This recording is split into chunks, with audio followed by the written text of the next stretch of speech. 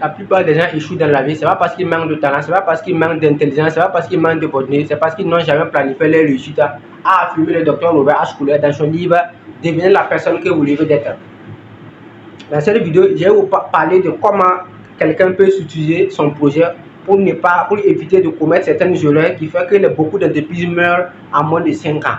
Comme vous le savez, la situation d'un projet est fondamentale pour quiconque veut lancer un projet. Donc un projet, ça part d'abord de la situation. Donc même si on va prendre le cas de la ville de Dubaï, la ville de Dubaï a été structurée 7 ans sur de feuilles. C'est-à-dire que les Arabes ont pris 7 ans pour tracer l'architecture de la ville sur de feuilles. Et c'est à la 8e année maintenant qu'ils ont passé à l'offensif. Donc celui qui oublie de préparer son avenir a déjà préparé son échec, a affirmé Idriss Aberkane. Bienvenue dans cette chaîne. Moi c'est Adama Sawadoro. Je parle du business, je parle de l'intelligence financière et de la technologie. Comme je le disais au début de la vidéo, je vais vous partager les étapes fondamentales pour structurer un projet. Donc la première chose que tu dois faire pour structurer un projet, c'est le capital investi. Le capital investi, c'est toute somme qui entre dans l'établissement du projet. Genre, tu veux faire un projet, disons que le projet ça coûte 10 millions. Les 10 millions maintenant, c'est le capital investi. Donc, en dessous du capital investi, il y a le fonds de roulement. Le fonds de roulement, c'est les dépenses. Genre, tu veux lancer un restaurant, tu vas aller prendre un local. Le local, c'est combien? C'est combien par mois? Disons même 80 000 le mois. Donc, tu dois payer ça, disons, le minimum, tu dois voter ça sur 12 mois. Voilà, le minimum que tu dois voter, même si tu ne vas pas prendre les 12 mois de loyer pour aller donner au bailleur, voilà, tout le monde sait ce qui va se passer. Voilà, avec les Africains, on n'en sait jamais. Donc, mais tu peux voter le loyer pendant 12 mois.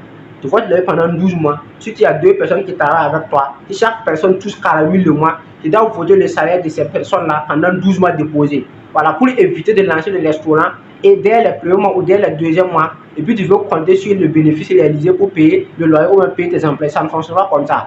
Il faut forcément toujours, dans le capital investi, premièrement, il faut forcément toujours budgétiser le fonds de roulement minimum sur 12 mois. C'est ce qui doit se faire.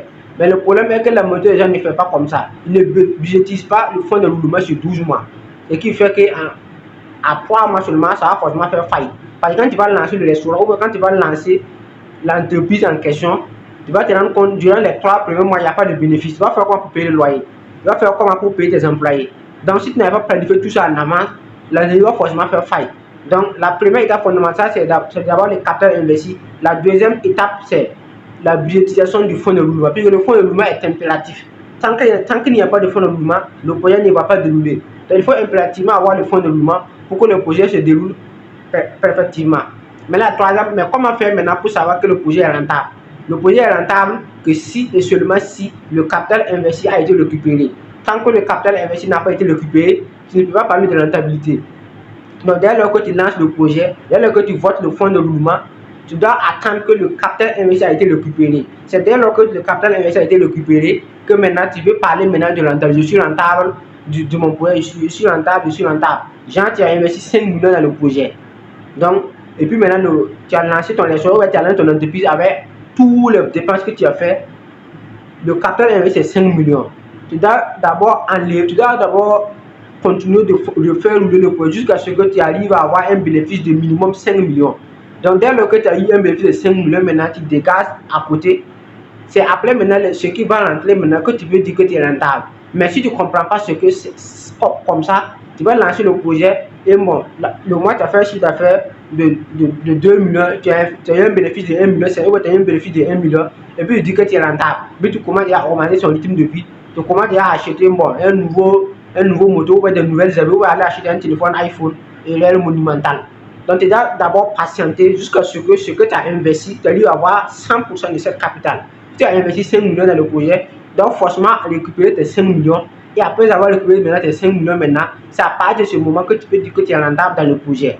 Mais l'erreur que beaucoup de gens commettent, quand ils commencent à avoir de petits bénéfices seulement, ils disent que c'est rentable et on augmente le rythme de vie et du jour au lendemain, boum, ça tombe.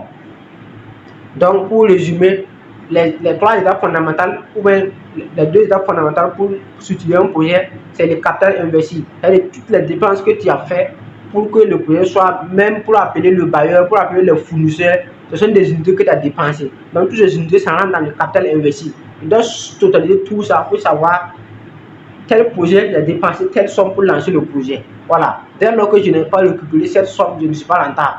Et la deuxième étape maintenant, c'est budgétiser maintenant le fonds de roulement minimum sur 12 mois. Il y a certaines entreprises même qui veulent budgétiser le fonds de roulement sur 24 mois, 2 ans pile. Voilà. Même s'il fait 2 ans sans vendre, l'entreprise va fonctionner.